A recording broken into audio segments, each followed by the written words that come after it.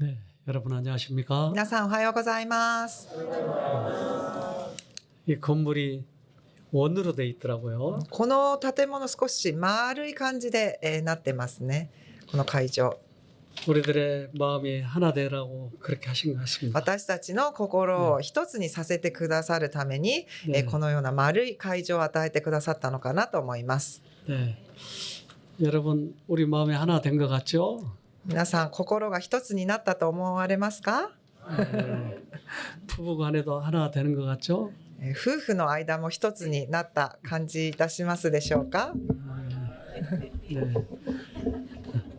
가끔 싸운 분도 계시죠? 喧嘩する人もいらっしゃいますか？ 네, 절대 안 싸우죠, 우리는. 絶対喧嘩しないですよね。 네.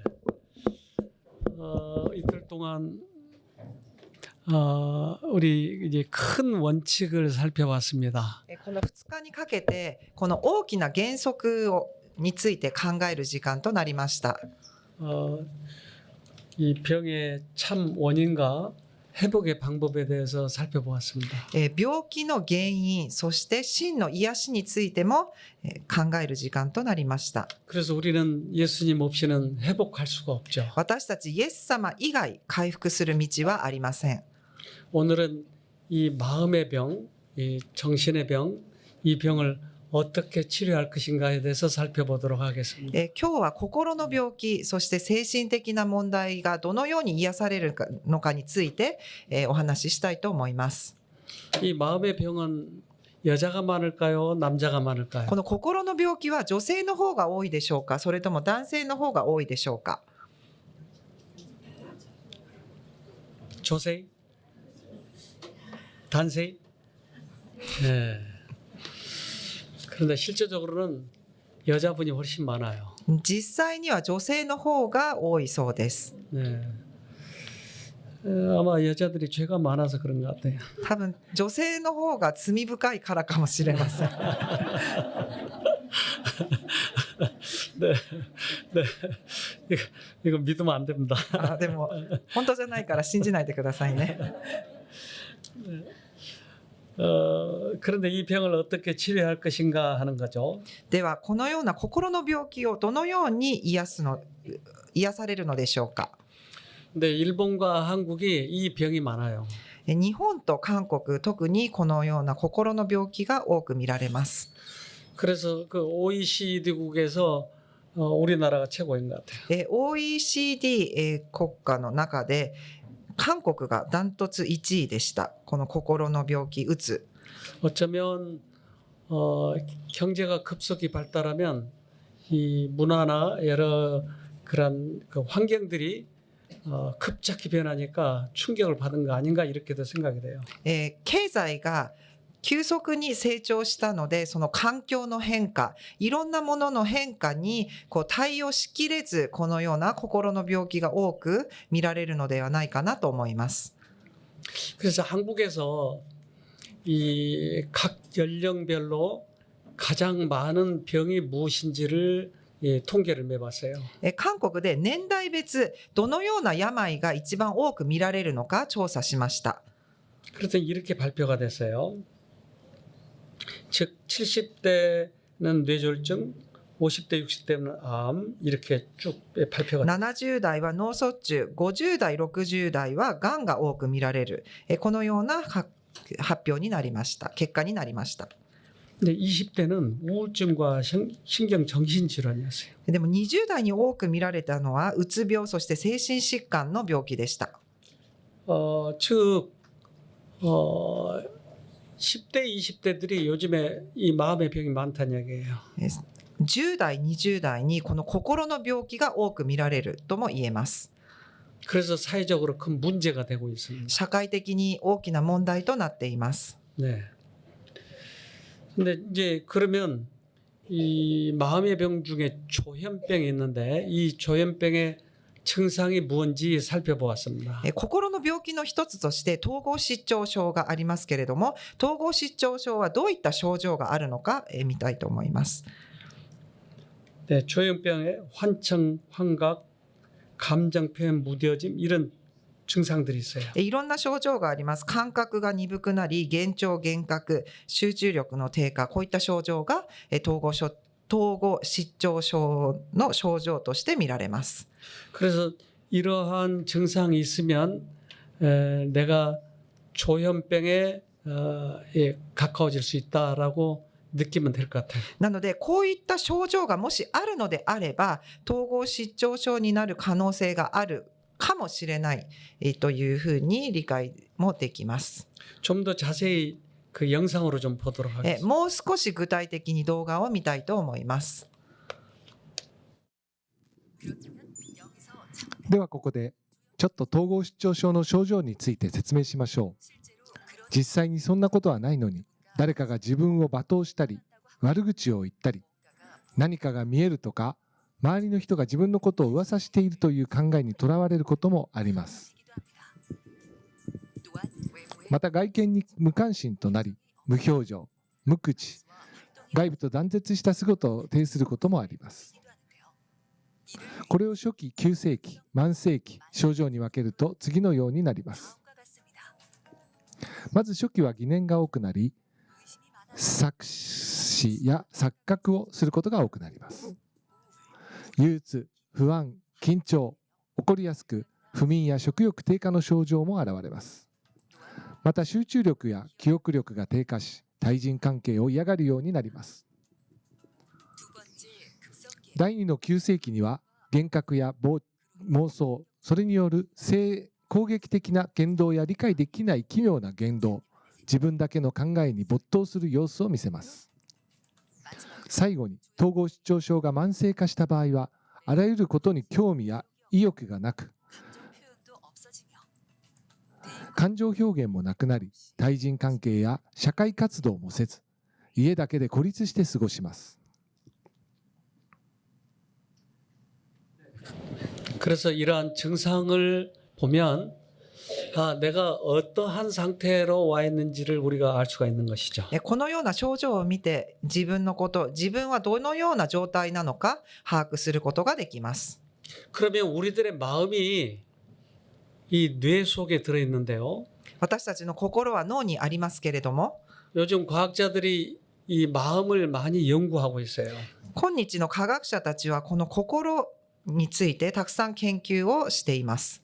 근데 우리들의 이 마음의 이 속에 있는 그 뉴런, 그러니까 그 저장하고 생각하고 하는 이런 세포가 약 한 1000억 개 정도 됩니다. 私たちのこの心の中、脳の中にニューロンというものが存在しますけれども、脳には約1000億個以上のニューロンが存在します。 오늘 아침에 오는데 누가 나를 때렸어요. 그러면 절대 잊어버리지 않아요. 今日朝ここに来るときに誰かに暴力を振られた。それは絶対忘れないと思います。 어떻게 이 뇌에 기억이 되는가 하는 거예요. ではどのように脳に刻まれて脳に保存されるのでしょうか。 제가 지금 노트북을 가지고 나왔는데요. 今私はパソコンを使っています。 노트북에 용량이 엄청 들어 있어요, 이 속에. ノートブックのこの保存できる容量は本当に大きいわけです。 이제 제가 노트북을 가지고 있는데 이곳에 많은 양의 이 정보가 들어 있어요. 私このパソコンを今持っていますけれども、この中には本当にたくさんの情報が入っています。 근데 이 노트북에는 그 스캐너라고 하는 그런 기계를 통해서 여기 입력시키기도 해요. このノートブックにスキャンをしてその画像を保存するという機能もこのノートブックにはパソコンにはついています。 또는 이제 사진기로 사진을 찍어서 이 속에 집어넣죠. そして時には写真を撮ってそのデータをパソコンに移すこともあります。 그래서 이 스캐너 위에다 그림을 놓고 빛을 비추면 그것을 전기 신호로 바꿔서 이 하드 속에 들어가요. スキャナーを使って画像をスキャンして光を通して電気を通してこのパソコンに移すわけです。 근데 사람은 이 눈이라고 하는 스캐너를 통해서 그 빛의 신호를 전기 신호를 통해서 여기 단백질에다 넣어놔요. 人はこの目というスキャナーを通してものを見てスキャンし、そして光と電気を通してこの私たちの脳にあるタンパク質にそれを保存します。 누가 나를 때렸는데 피가 났어요. 그러면 그 피가 나면 빨간 것을 보면 빨간 것을 나중에는 이제 싫어해요. 誰かに暴力を振られました。そして、怪我をし、出血しました。そしたら赤い、血を見るわけですね。そうすると次から赤いものを見ると嫌な気持ちになる。そして赤が嫌いになるのです。 즉 우리 뇌 속에 있는 이 누련은 빨간 것을 기억하고 누가 나를 때린 것을 기억해서 연결을 시켜버린 거예요. 私たちの脳のニューロンはこの誰かに暴力を振られたということと、出血した血を見たっていうことをつなげて、覚えています。 그런데 아주 예쁜 아가씨가 나에게 빨간 장미를 들고 와서 프로포즈를 하면 빨간색이 좋아지게 됐어요. でもそれと反対にとっても美人な女性が赤いバラを持って私に告白をしてくれると、私はその赤が好きになるわけです。 그때 그 기억이 바뀌는 거예요. その時にその記憶が塗り替えられます。 그런데 그 뉴런과 뉴런 사이에 연결하는 신경선이 있어요. そのニューロンとニューロンをつなげる神経の線があります。 지금 여기 전기선이 있는데요. ここにもこのような線がありますけれども、 이 속에는 구리 전기선이 들어있고 겉에는 피복으로 쌓여 있어요. この中に電流が流れるようになって電気が流れるようになっていて、そしてその外側がコーティングされています。 지금도 저 전기선이 그렇게 돼 있어요. ここにある電気もそのようにしてつながっているのです。 그래서 저걸 확대시켜 보니까 이렇게 생겼어요. それを拡大して見ますと、こういうふうな形になります。 가운데 전기선이 지나가고 겉에는 피복으로 쌓여 있어요. 真ん中にその流れる電流が流れる部分があり、その周りはコーティングされています。 그 말은 서로 접촉하면 합성이 되니까 안 되는 거죠. この周りがコーティングされているのは、この電流が流れるところがお互いくっついてしまってはいけないので、その周りがコーティングされているのです。 그런데 저 전기선이 어떤 사람은 굵은 사람이 있고 어떤 사람은 가는 사람이 있어요. しかし、この電気が流れる、この神経が流れる線がある人は太い人もいれば、ある人は細い人がいます。 그래서 그 전기선이 가늘면 전기를 한 번만에 많이 쓰면 이 전기선이 터져버려요. なので、これが細い人はたくさんの電流を流すと、それを抱えきれず、壊れてしまうわけです。破損してしまいます。 내가 회사에 갔는데 상관이 나를 나무라는 거예요. 会社に行きました。上司から叱られます。 동료도 그렇게 하는 거예요. そして同僚からも嫌がらせをされます。 집에 오니까 마누라가 또 나를 바가지 긁는 거예요. そして家に帰ると奥さんから小言を言われます。 너무 전기가 많이 흘러요. もう電流がもう流れすぎてくるのです。 어제 장로님 보셨죠? 아주 죽을 뻔했다고. 昨日の長老さんの証、もう死にたかったっておっしゃってましたよね。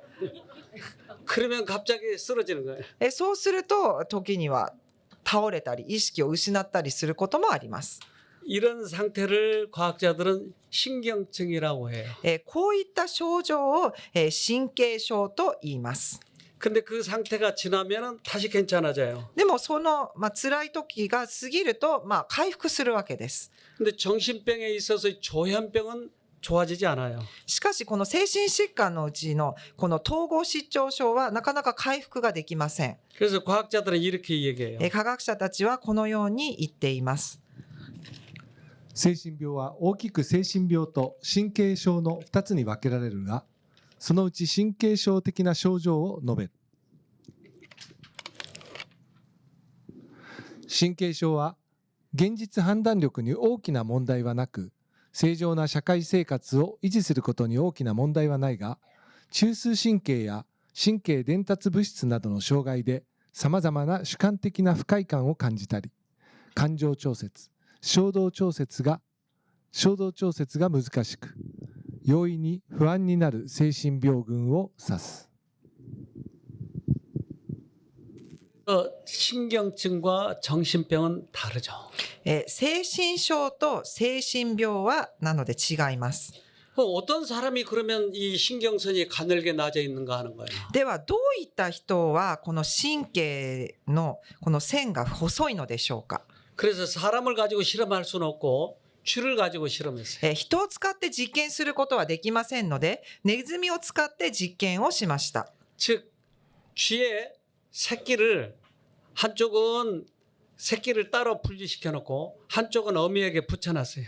ネズミを使って一匹は母親と一緒に過ごさせるようにし、一匹は隔離させました。 그랬더니 어미하고 붙어 있는 쥐는 건강하게 잘 자라는데 분리해져 있는 쥐는 시름시름 앓다가 죽었어요. 母親と一緒に過ごすネズミは元気に成長していったんですけれども、それとは別に母親と引き離されたネズミはどんどん体が弱くなり、結果的には死んでしまいました。 그래서 그 쥐의 뇌를 해부를 해봤더니 신경선이 엄마하고 분리되어 있는 쥐는 가늘게 낮아 있고 붙어 있는 쥐는 굵게 낮아 있어요. そしてそのネズミを解剖してみますと、母親と一緒に時間を過ごしたネズミの神経線は太く、そして別に母親と離れて過ごしたこのネズミの神経線は細いということが分かりました。 그래서 그림의 왼쪽에 보면 맨 밑에 가늘게 낮아 있는 신경선과 오른쪽에 굵게 낮아 있는 신경선이 보입니다. この絵を見てみますと、左の一番下の神経は細くなっているのがわかると思います。そして右側の母親と一緒に過ごしたネズミの神経は太いことがわかります。 자, 그렇다면 우리 엄마들은 아이들을 어떻게 길러야 될까요? では私たち母親はどのようにして子供を育てるべきでしょうか。 아이를 떨어뜨려 놓으면 신경선이 약해지는 거예요. 子供と離れて過ごせば子供の神経線は細くなります。 그래서 엄마들은 꼭 아이를 내가 길러야 돼요. なので母親はお母さんは自分の子供は自分で育てる育児をする必要があります。 아이가 쭈쭈를 먹으면서 부대끼면서 서로 정이 쌓아지고 사랑이 두터워지는 거예요. 一緒に母乳を飲ませ、そして皮膚と皮膚が触れ合い、そしてお互いに愛し、そしてその表現をすることで成長していくのです。 그래서 우리는 어렸을 때 이 신경선이 낮아지기 때문에 아이들은 우리가 교육하는 데 있어서 얼마나 소중한지 몰라요. この小さい時、幼い時にこの神経線が、ある程度整いますので、この小さい幼少期の時の教育というのはとても大切です。 지금 이 장면은 전기가 흐르다가 신경선이 군데군데 떨어져 있는 부분이 있는데 그 부분은 화학 물질로 넘어가는 장면입니다. この絵を見てみますと、神経と神経がの間に少しスペースがあります。このスペースはこの化学的な物質が分泌され、お互いに行き来することがこの絵を見ればわかると思います。 아까 얘기 드렸듯이 누가 나를 주먹으로 때렸어요. 그럼 코피가 나요. 그러면 그것을 잊어버릴 수가 없는 거예요. 우리의 뇌는. 誰かに暴力を殴られました。そして鼻血が出ました。そうするとそれを私たちは忘れることができないのです。 어렸을 때 두들겨 맞은 것이 내가 아무리 장성을 해도 그 기억이 안 없어진다 이 말이에요. 小さい時に両親から体罰を受けた人は大人になってもなかなかその記憶を消し去ることができません。 그래서 아주 어렸을 때 그 문제가 계속 잊어버리지 않고 돌고 하는 병을 PTSD라고 해요. そしてそういったトラウマ、その記憶を消すことなく、その記憶を回し続けるその症状を PTSD と言います。 네.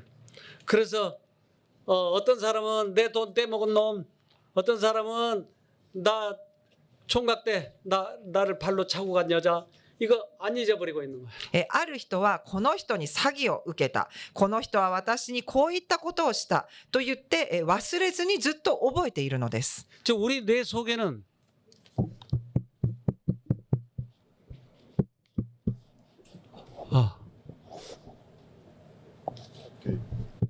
네. 우리 뇌 속에는 이러한 사람들이 기억돼 있어요. 私たちの脳の中はこのようにたくさんの人たちの記憶があります。 그러면 나를 발로 차고 간 여자를 잊어버려야 될까요? 기억하고 있어야 될까요? 私を振った女性を覚えておくべきでしょうか、それとも忘れるべきでしょうか。 와스레마스. 아, 네. 좀처럼 잘 안 없어져요. でもなかなか忘れることができないのです。 근데 이것을 없애려고 그러면 컴퓨터를 보면 알 수 있어요. これをどのように、記憶を消すのか、パソコンを見てみるとわかります。 제가 이 문서를 작성하다가 끌려가면 저장하시겠어요? 저장하지 않겠어요? 하고 물어봐요. 私が、この何かを作成していて、そしてパソコンを消そうとするときに、必ずパソコンは保存しますか保存しませんかというふうに聞いてきます。 그러면 내 그 여자 잊어버리나 봐라. 그리고 돌리고 내 그 여자 그 죽일년 이렇게 계속 돌리면 이게 쏙 기억돼 버린 거예요. あの女、自分を振ってもう絶対忘れない、恨み続ける、そしてその、ループにはまっていくと、それが、私の脳に入ってき、自然と保存され記憶するわけです。 그러나 아 세상에 그 여자뿐이야. 또 다른 여자도 많아. 잊어버리자. 하나님 나 잊어버리게 도와주세요. 그러면 싹 없어져 버린 거예요. でもまあこの世には女もたくさん、女性はたくさんいるし、その人一人だけが、私にとっての女性じゃない。神様もう忘れたいです。忘れさせてくださいというと保存されないのです。 아 우리들의 기억은 그렇게 생긴 거예요. 私たちの記憶システムはそのようになっています。 지금 많은 마음의 병의 문제들이 바로 이 기억의 문제입니다. 私たちの多くのこの心の病気はこの記憶の問題です。 과거의 나쁜 추억, 미래에 대한 두려운 생각 이런 것들이 나를 괴롭히고 있는 거예요, 지금. 過去に起きてしまったそういった嫌な思い出、そして将来に対する不安、こういったことが私たちを苦しめているのです。 그래서 이것을 잊어버리지 못하는 병을 아까 PTSD라고 그랬어요. これを忘れることができない病気を PTSD と言います。 그래서 이 PTSD가 꽤 많은 정신병에 있는 것이에요. この PTSD がたくさんのこの精神疾患に見られます。 네. 어쩌면 그 조현병의 꽤 많은 부분이 이제 그 부분에 속해 있을 거예요. 네. 統合失調症もこの PTSD がある一つかなと思います。 좋지 못한 추억을 계속 가지고 있는 거예요. 良くない思い出をずっと記憶し続けているのです。 네, 여기 보면 좋지 못한 기억이 잊혀지지 않는 병이라고 얘기해요. 嫌な記憶がいつまでも忘れられない、それが原因でなる病気と言っています。 네, 이걸 좀 자세히 읽어봅시다. これを具体的に書いたところを読みたいと思います。 PTSD は嫌な記憶を忘れられない病気。認知行動療法が効果的であるということは、PTSD の原因について次のような可能性を示唆している。アスカイ博士は、事件や事故に遭うと最初は大変な出来事と思えるが、次第に新しい記憶によって事件のイメージが変わり、精神的反応も柔軟になる。しかし PTSD ではこのメカニズムに障害がある可能性があると述べている。 그렇다면 우리들의 모든 일상생활을 다 적어놓은 존재가 있을까요? 私たちの日常の細かいすべてを記録している存在がいると思いますか？ 누가 우리들의 모든 생활을 다 지켜보고 있는 존재가 있을까요? 私たちの日常のすべて細かいところまで全部見ている存在がいると思いますか？はい。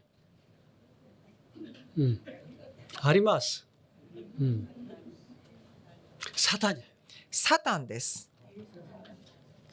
사단은 우리들의 과거를 다 알아요. サタンは私たちのすべて、私たちの過去すべてを知っています。 우리들의 조상들의 일도 다 알아요. 私たちの先祖のことすらもすべてを知っています。 그래서 그 사단은 과거의 사건들을 계속 우리들의 머릿속에 집어넣어주고 있어요. そしてサタンはその過去に起きたすべてのことを私たちの脳に植え付けてくるのです。 그래서 이 과거의 추억 때문에 못 견디겠는 거예요. そしてその過去の思い出で私たちは耐えられなくなる時があります。 부끄러운 일, 억울한 일, 이거 못 참겠는 거예요. 恥ずかしかったこと、そして悔しい思いをしたこと、悲しかったこと、忘れられないのです。 그래서 사단이 계속 집어넣어주기 때문에 우리는 그것을 막을 수가 없으니까 당하고 있는 거예요, 계속. サタンがそのような考えを植え付けてくるときに、私たちはそれを防ぐことができないので、私たちはやられっぱなしです。 그런데 생각이 들어오니까 나는 막을 수가 없으니까 그대로 어떤 사람들 그래요. 제가 상담하러 이렇게 왔는데 갑자기 죽이려고 그런 거예요, 나한테. その考えが入ってくるので、それを防ぐことができない。ある方が一緒にお話をカウンセリングをしているときに、いきなり殺すと言いました。 난 죽이려면 아닌데 왜 죽이려고 그러지? なんで私を殺すのと思いました。 그 여자의 머릿속에는 죽일 놈이 돌아가고 있는 거예요. その女性の頭は常にその人を誰かを殺したいっていうことのその考えが回っていたのです。 그러니까 속이 터져가지고 사람들을 때리고 사람들을 괴롭히고 그렇다고요. イライラがこみ上げてき、周りの人を傷つけ、時には周りの人たちに暴力を振ります。 그러니까 이제 의사들은 이 생각이 나를 격발시키지 못하도록 둔하게 만들어주는 약을 먹입니다. なのでお医者さんたちはこの考えに刺激され、その刺激的な行動をしないように、その感覚を鈍らせるために薬を処方します。 또는 다운돼 있으면 도파민 같은 걸 먹여서 약간 업시켜놔요. そして憂鬱、気分がダウンしていると、それを少し元気づける、アップさせるためにドーパミンの入っている薬を処方します。 즉 약은 증상 완화제지 치료제가 아니에요. 言い換えますと、薬は症状を少し良くするかもしれません。しかし根本的に治療はしません。 이제 한국에서 전방에서 그 군대에서 수류탄이 터져가지고 그 자리에 있었던 사람이 얘기입니다. 韓国で、軍の中でその小さい爆発するようなものが爆発してしまった、時の話です。 네.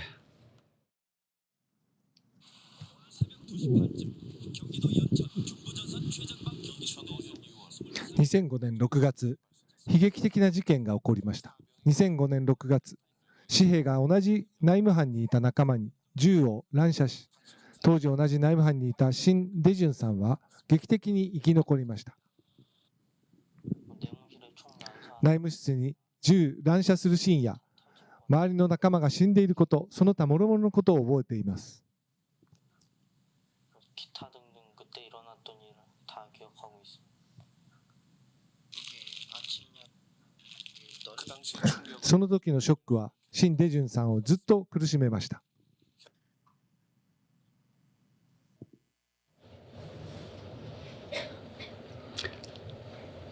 네. 이제 그 너무나 큰 충격 때문에 이 생각이 계속 돌아가는데 약을 먹여서 좀 증상 완화를 시키는 장면입니다. この大きな衝撃の後、その考えをずっと回してしまい、彼は苦しんでいました。そして薬を飲んで、ちょっとその症状を和らげている状態のビデオです。 네. 그래서 이러한 병들을 과학자들은 이렇게 얘기합니다. このような病気を科学者たちはこのように説明します。 뭐, 自分に命令する心の声に逆らえない統合失調症。 네. 그래서 통합실조증이라고 하는데 좀 더 자세히 보면 좋겠습니다. この統合失調症について具体的に見たいと思います。統合失調症は双極性障害と同様に100人に1人がかかる心の病気である。統合失調症の特徴的な症状には幻聴、幻覚、実際には人がいないのに自分に命令する声が聞こえてきてそれに従おうとする、被害妄想、実際には何も起こっていないのに周りの人が自分を迫害したり嫌がらせをしていると考えるなどがある。 이 병의 실체가 바로 과거의 추억을 잊어버리지 못하고 누군가가 나에게 명령하는 것을 거절하지 못하는 병이다라고 얘기하는 거예요. この、統合失調症の正体は過去に起きた記憶を消し去ることができず、誰かが命令するがままに行動してしまうことになります。 그래서 우리들 주위에 또는 가족에게 이러한 병이 있으면 이것을 이해하고 접근해 줘야 되는 것이죠. もし私たちの家族に、そして私たちの周りにこの統合失調症を患っている人がいるのであれば、これを理解してその方々と接してあげる必要があります。 그는 아빠에게 잘하고 싶고 엄마에게 잘하고 싶은데 생각이 들어와서 화내게 만드니까 이 얘들이 갑자기 당황스럽게 그렇게 성질을 내고 폭력을 휘두르고 그러는 것이죠. この統合失調症を患っている人は父親に対しても母親に対しても優しくしたい。でも考えが入ってきてしまい、感情を刺激し、怒りがこみ上げて、そういったとっさにそういった暴力的な行動をとってしまうのです。 자, 그러면 이 사람들을 어떻게 치료했나 하는 거죠. ではこういった人たちをどのように癒すのでしょうか。 예수님이 이 땅에 오셔서 그런 사람들을 만났어요. イエス様がこの地上に来られ、そのような方々を癒されました。 ちょうどその時、汚れた霊に疲れた者が街道にいて叫んでいった。ナザレのイエスよ、あなたは私たちと何の関わりがあるのです。私たちを滅ぼしに来られたのですか。あなたがどなたであるか分かっています。神の聖者です。マルコによる福音書 1-23, 24。 자, 예수님이 가까이 오니까 이 귀신 들린 사람은 예수님 도와주세요 하고 마음으로 불렀는데 사단은 그 말을 뱉을 때 당신과 나와 무슨 상관이 있나이까? 당신 가세요. 이 말이에요.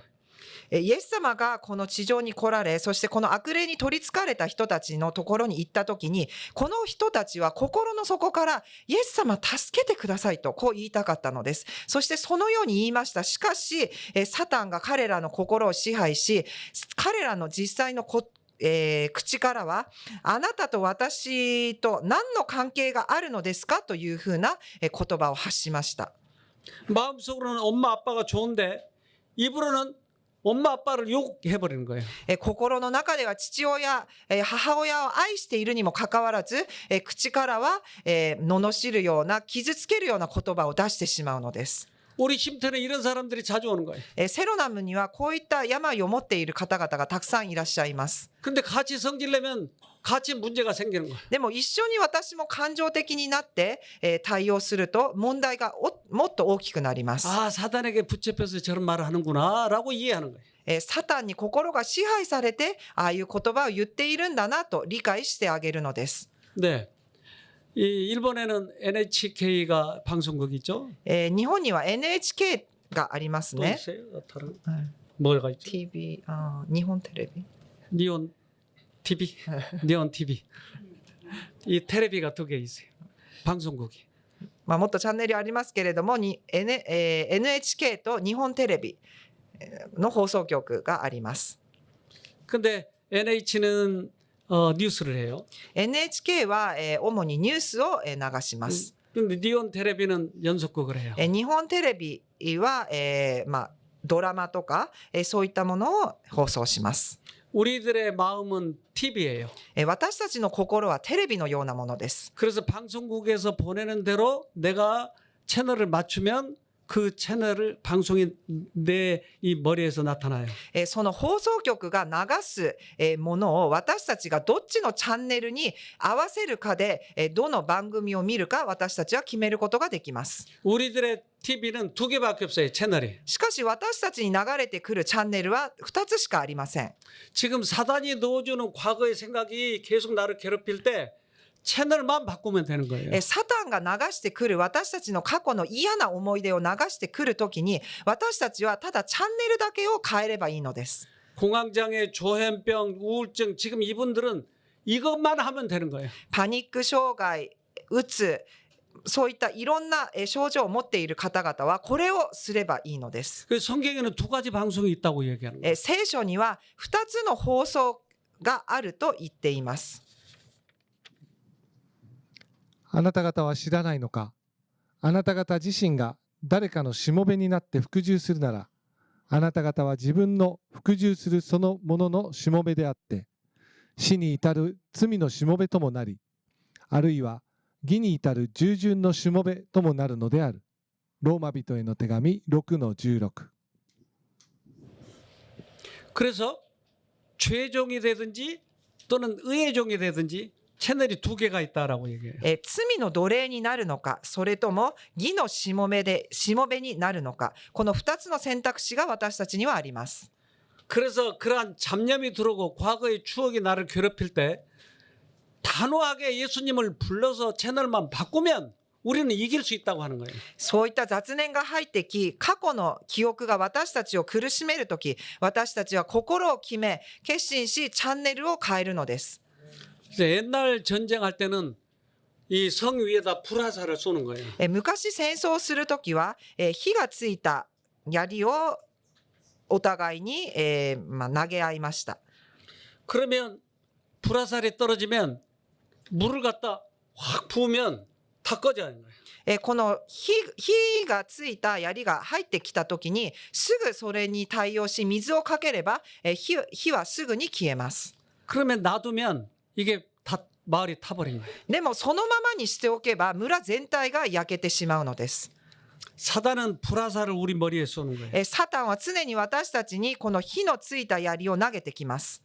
그래서 우리들의 공상과 상상과 이런 걸 속으로 이것을 활용해서 우리 뇌 속에 집어넣어 주는 거예요. 私たちが妄想したりいろんな考えをするところにこのような火の槍を投げてきます。 彼はその能力を行使して人間の想像力に働きかけるだろう。彼は人々の心身を腐敗させるだろう。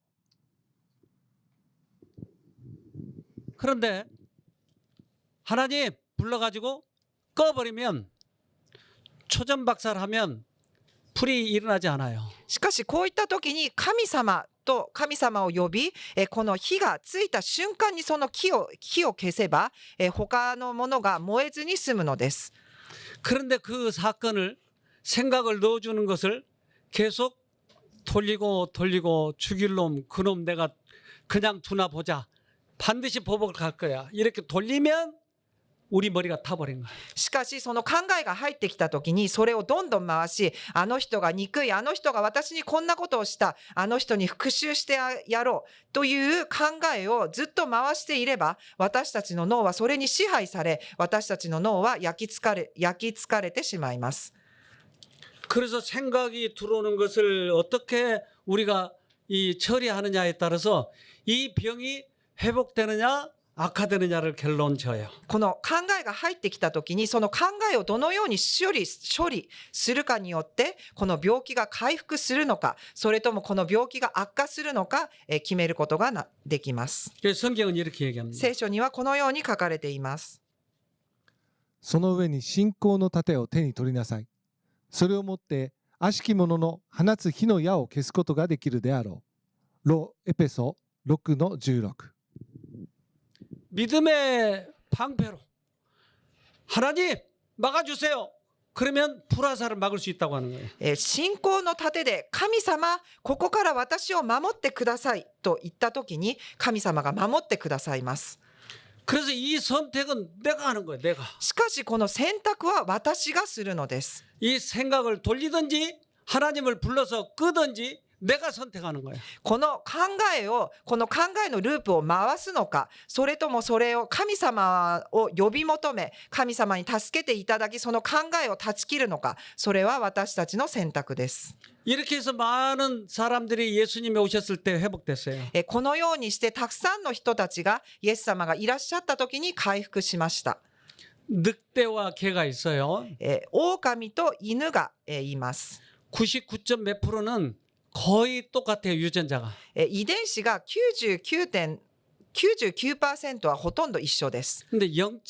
몇 %, 2, 3%가 달라요. しかし 0.23% だけが少し違います。 그래서 늑대와 개를 실험해 봤어요. 狼と犬を使って実験してみました。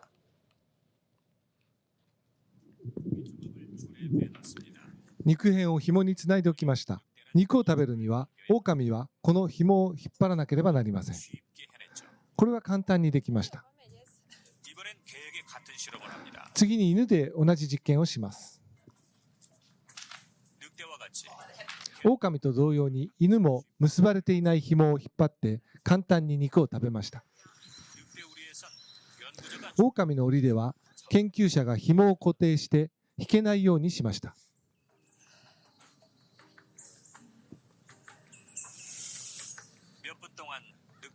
数分間狼は檻の周りを回り、自力で問題を解決しようとしました。やがてついには怒ってしまいます。狼は常に問題を自分で解決しようとしています。人間と目を合わせ、意思表示をするような相互作用はしません。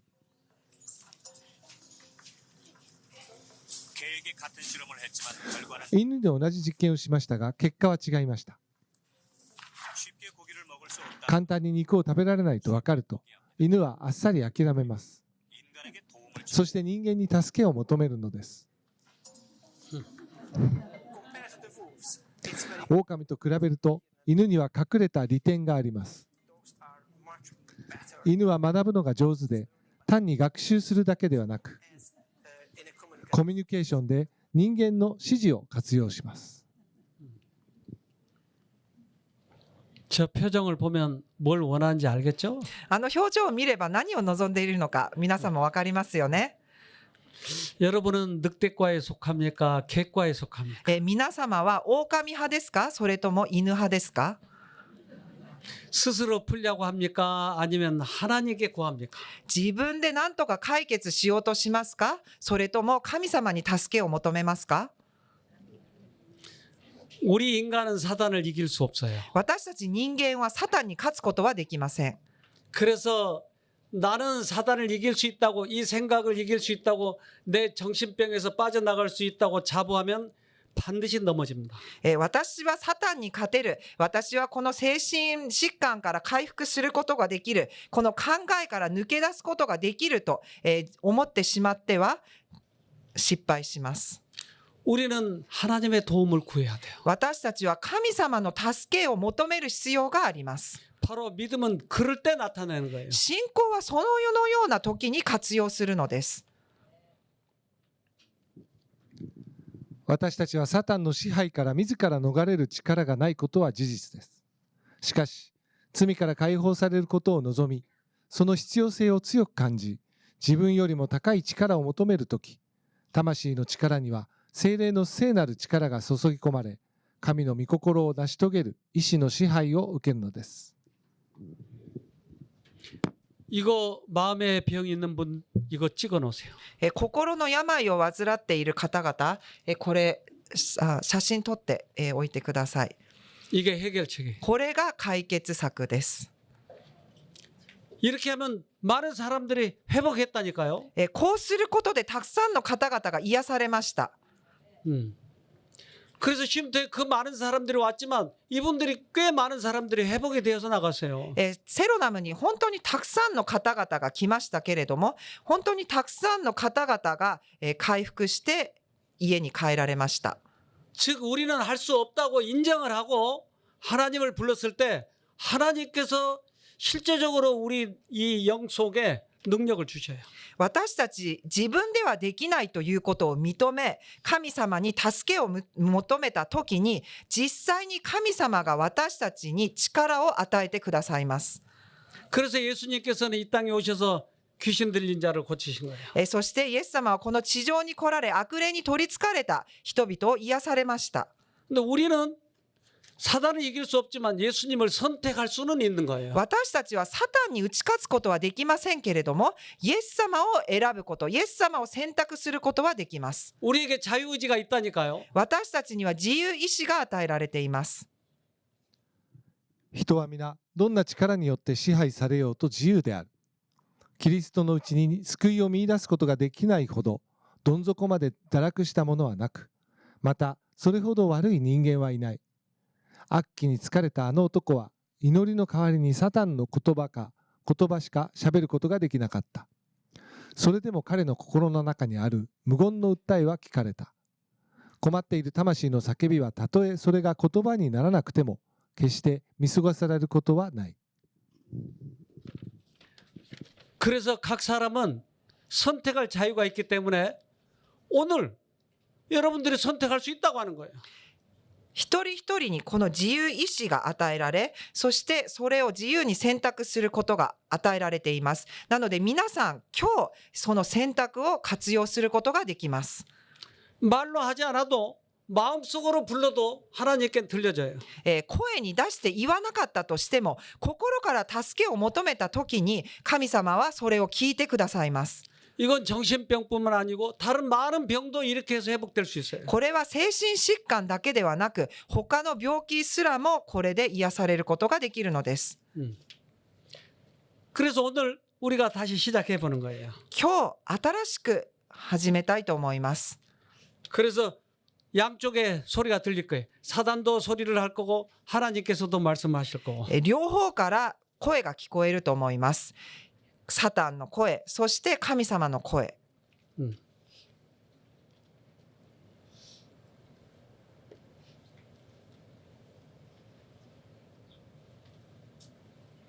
우리에게 선택력이 있어요. 私たちには選択する力があります。 しかし彼がその偉大な御手の届くところに行こうとすると、他の者医師が彼を引き止め、他の者の言葉が彼の口から語られた。サタンの力と自由を求める彼自身の願いとの間の戦いは激しかった。 그래서 이 병을 앓고 있는 분들은 이 투쟁이 심해요. なのでこの病を患っている方々の葛藤は本当に大きなものです。 넣어주는 생각대로 행동을 옮기느냐 아니면 하나님을 부르냐 이러한 투쟁이 있습니다. 入ってくる考え通りにするのか、それとも神様を呼び求めて助けを求めるのか、その中で葛藤があります。 우리에게 가지고 있는 최고의 권리는 이 자유의지예요. 私たちに与えられた最も偉大な力はこの自由意志です。 그래서 그 마음의 소리를 듣고 하나님께서는 예수님께서는 사단아 나오라. その心の叫びを聞き、神様、イエス様はサタンよ取り去れ、退けと言います。 イエスはこれを叱って、黙れ、この人から出て行けと言われた。すると、汚れた霊は彼を引きつけさせ、大声を上げてその人から出て行った。マルコによる福音書 1-25、26。 미국에 있는 아가씨와 자기 어머니가 이 병에 걸려서 아가씨가 병에 걸려서 쉼터에 왔어요. アメリカに住んでいた若い女性の方が、このように心の病気があり、母親と一緒にセロナムに来ました。 그래서 밥을 잘 안 먹고 해가지고 또 이 여러 복잡한 그런 환경 때문에 너무나 몸이 말랐어요. ご飯をちゃんと食べることもできず、いろんな問題を抱えており、痩せ細っていました。 사단은 때때로 그 음식을 먹으면 안 된다고 속삭여요. サタンは時にはご飯を食べてはいけないというふうに言ってくる時もあります。 어떤 아가씨는 냉장고 문을 열어놓고 기다리고 있는 거예요.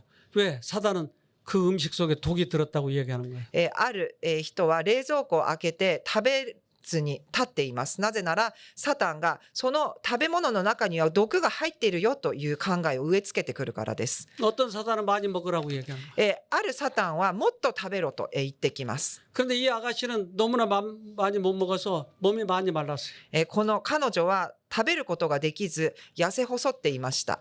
근데 지금 운동을 해야 건강하다고 그러니까 밤에 한 1시, 2시에 새벽 2시에 나가서 운동을 하는 거예요. でも運動したら健康にいいということを聞き、夜中の1時2時に起きて外に出て運動するのです。 근데 우리 쉼터 옆에 그 큰 돌이 하나 있었는데 이거 들고 밤에 운동을 하는 거예요. セロナムの隣に少し庭みたいなのがあって、そこに大きな石があるんですけれども、それを持って筋トレをしていました彼女。 근데 이제 머리가 길어가지고 이렇게 운동을 하고 있으니까 새벽에 누가 어떤 남자가 지나가면서 그걸 본 거예요. 彼女髪の毛がとっても長くてですね、そしてその石を持って筋トレをしていて、しかも夜中の1時か2時だったので、その近所の男の男性がそれを見ました。 그 남자가 당신 귀신이요 사람이요 그래요. 彼がお化けですか人間ですかって聞いたそうです。 그러니까 이 아가씨가 일어나서 나 사람이요. そしてこの女性が顔を上げて私人間ですと答えたそうです。 그게 더 놀래가지고 얼마나 도망가는지. そしてその男性はもうびっくりしてもう逃げていったと言っていました。 도대체 쉼터 들어가서 말을 안 들어요. セロナムに来て全くルールを守りませんでした。 음식을 밖에서 사와가지고 짐보따리 들고 다니고 말을 도대체 듣지 않아요. セロナムで作ったご飯は食べず、自分が食べたいのを買ってきては、部屋に置いたり、ルールを全く守っていなかったのです。 어느 날 이 상담실에 두 모녀를 불러가지고 당신들은 여기가 한계인 것 같습니다. 이제 나가셔야 될 것 같습니다. その親子、お母さんと娘さんを呼んで、もうセロナムでなかなかルールとかも守らないので、もう少し限界かもしれません。もう家に帰った方がいいじゃないですかというふうに、話しました。 그 어머니가 저를 붙들고 통사장을 하는 거예요. 여기서 가면 다른 데 갈 데가 없다. でもその母親が私にしがみつき、大泣きをしました。もうどこにも行くところがないんです。 너무나 그 엄마의 사랑이 애절해서 그러면 조금만 더 계세요. その母親のその愛の切実な願いが本当に、願っていたので、分かりました。じゃあもう少しいてくださいと、伝えました。 그리고 그 딸을 붙잡고 어머니가 통사장을 해. そして、母親が娘にもう泣きながらお願いをしていました。 눈물을 흘리면서 내가 너를 사랑해. 여기서 고쳐가지고 가야 돼. 여기서 나가면 안 돼. 계속 부탁을 하는 거예요. なのでその娘に私は本当にあなたを愛しているのよ。もうここから癒されていかないといけない。だからお願いっていうふうに母親が泣きながら娘に頼んでいました。 그 이후로 이 눈이 반짝 빛나는 거예요. その後から、この女性の目つきが少し変わりました。 항상 흐릿해 있던 눈이 반짝 빛나는 거예요. いつもぼーっとしているような目だったんですけれども、目がはっきりし始めました。 근데 이 아가씨가 회복이 돼가지고 집에 돌아갔는데 집에 돌아가서 그 얘기들을 그 지나간 얘기들을 쭉 해주는 거예요. 彼女が家に戻り回復した証をしてくれました。 우리 들어봅시다. 話を聞きたいと思います。私は数ヶ月間セロナムシムトに滞在しました。なぜなら私は人生で最も苦しく暗い時期を過ごしていたからです。肉体的にも精神的にも霊的にも暗闇の中にいました。さらに家族との関係、特に母との関係が良くなく、数年間とても不安定な状況が続いていました。その問題について祈り、聖書から答えを探そうとしましたが、状況はますます悪化しているように感じられました。ついに最後の手段として選んだのがセロナムに行くことでした。それは私の選択ではなく、両親の選択でした。その時私は人生で一番両親に怒ったと思います。しかし最終的に私は従う決心をしました。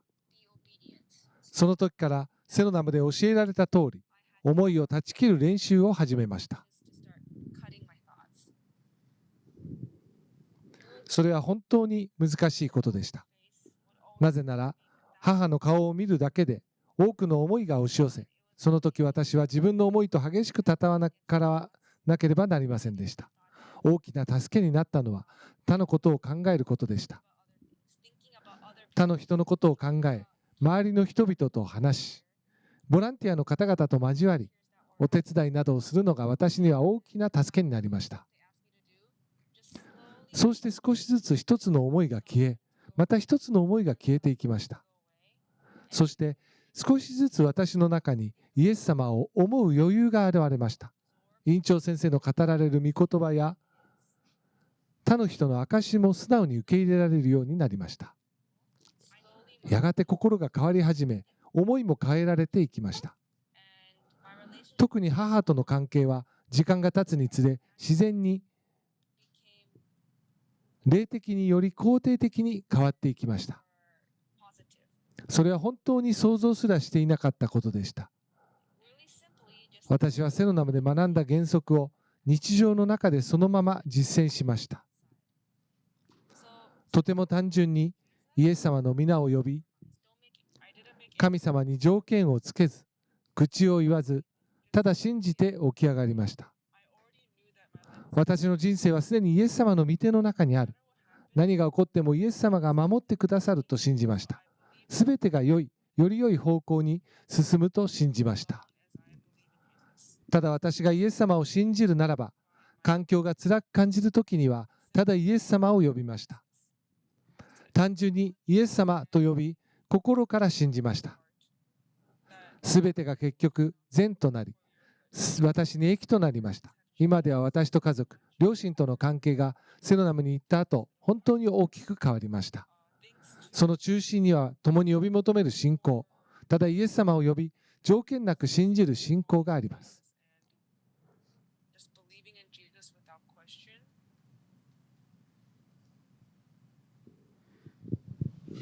자, 이 아가씨가 결론을 내린 것은 자기가 마음을 정하고 예수님을 부르니까 다른 생각이 사라지면서 자기 마음이 편해졌다고 얘기를 하는 거예요. 彼女の証の要点をまとめますと、彼女が心を決め、決心をし、神様に助けを求めたときに、この違う考えを断ち切ることができ、そして心に平安が与えられたと証ししています。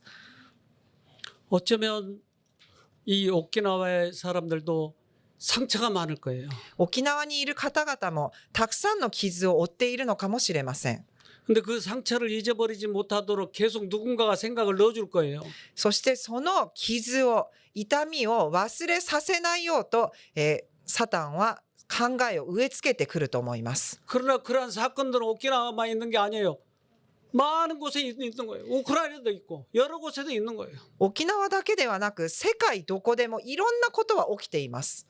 그런데 그것을 우리가 끊어버리냐 아니냐 이게 문제예요. その考えを断ち切るか断ち切らないか、それが問題なのです。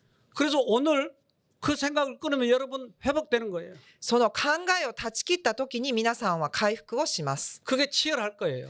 その葛藤は激しいと思います。 좀 더 들어봅시다. 少し彼女の証を、続けて聞きたいと思います。 実は私がセロナムシミトに行くずっと前から数年間健康の問題に悩まされていました。高校時代、私の精神状態は非常に不安定で、それが最終的に身体的な不調へとつながりました。無月経を経験し、甲状腺の機能障害もありました。深刻な低体重で失神して頭を打って出血し、救急搬送されたことが3、4回ありました。本当に死に近い瞬間が何度もありました。しかし、驚くべきことに肌の状態がだんだん良くなり、体重も安定し始めました。何よりも抜けていた髪の毛が再び生え始めたことは本当に奇跡のようでした。今私は女性としての健康を完全に回復しました。数年間なかった生理が先月から戻りました。その知らせを聞いて家族は本当に喜びました。長い間健康のために本当に多くのことをしました。お祈りをして病院にも通い、漢方治療を受け、針も打ち、漢方薬もたくさん飲みました。本当にたくさんのお金を使いました。しかし解決策はとても単純でした。それはまさに信仰の基本に立ち返ることでした。毎日ただイエス様の皆を呼び、謙虚な心で神様を疑わず、心から信じること、それだけでした。私は自分の内側で霊的にも感情的にも精神的にもピタリと合った瞬間があったと感じています。だから私は神様を信じ、神様を愛しているので癒してくださることを求めました。もう母への感情や私に対する口調や私を見る目が自分の気分や感情、自己評価に影響を与えたり、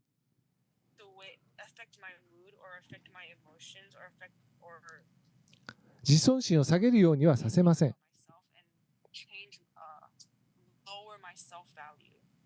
そして私は心の中で母と私の間につながっていた感情の糸を完全に断ち切りました。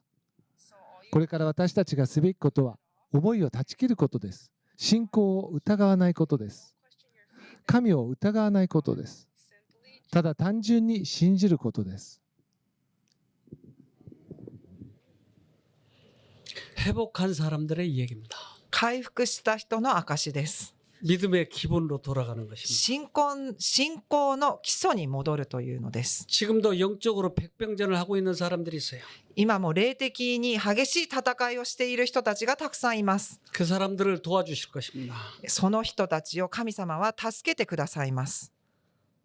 한 분의 경우를 더 보겠습니다. もう一つの証を見たいと思います。 아줌마인데 부부가 같이 왔어요. ある方、女性が夫婦で参加されました。 근데 가만히 있지 못해요. でもじっとしていられないのです。 온 사방을 돌아다녀야 돼. もう常に歩いていました。 밤이나 낮이나. 日中も夜もです。 산에도 가고 들로도 가고. 그런데 그 여자 혼자 막 돌아다니면 어떻게 되겠어요?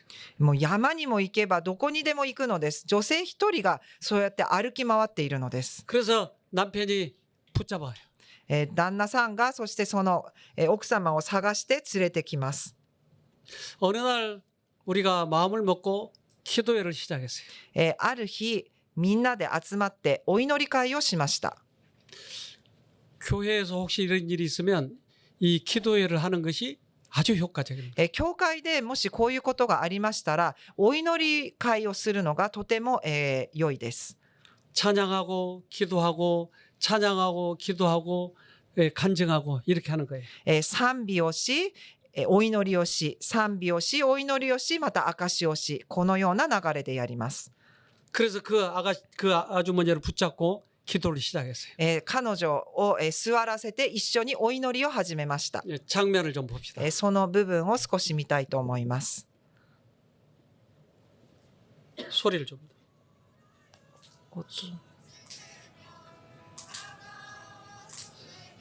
소리가 안 나는 거예요? 안 나오는데. 어.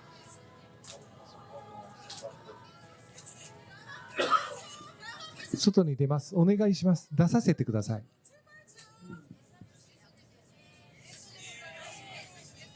イエス様、助けてください。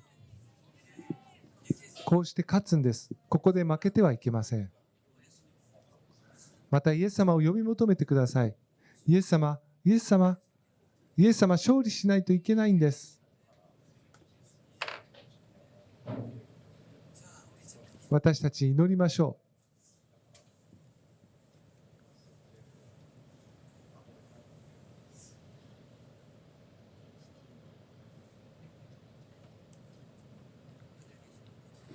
天におられるお父様、あなたの助けがどうしても必要なので、主の前にひざまずきました。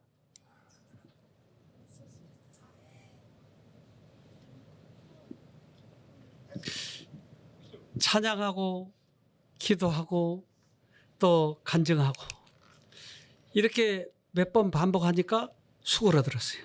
賛美をし、お祈りをし、証しをし、賛美をし、またお祈りをすることを繰り返す中で彼女が少し落ち着きました。 그 다음날 그가 나와서 간증을 했어요. その次の日、彼女が証しをしてくれました。 어제까지 있었던 일이 마치 꿈에서만 있었던 일이라고 생각한 것이었어요. 昨日起きたことがまるで夢に出てきたことのようだと彼女は言っていました。 좀 들어봅시다. 彼女の証しを聞きたいと思います。こんにちは。話す相手がいないため帰ってきました。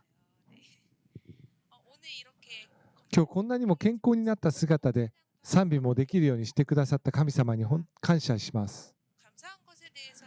感謝することについてのお話をお願いされたので、準備をしているのですが、実は感謝することがあまりにも大きくて実感が湧きにくいんです。まるで夢のようです。病んでいたことを考えると、だから今こうして回復してくださった神様に感謝して、今日私の心を込めて賛美しようと思います。私のすべてを癒してくださり、見守ってくださる神様に感謝し、今日この賛美を私の夫と共に捧げたいです。ありがとうございます。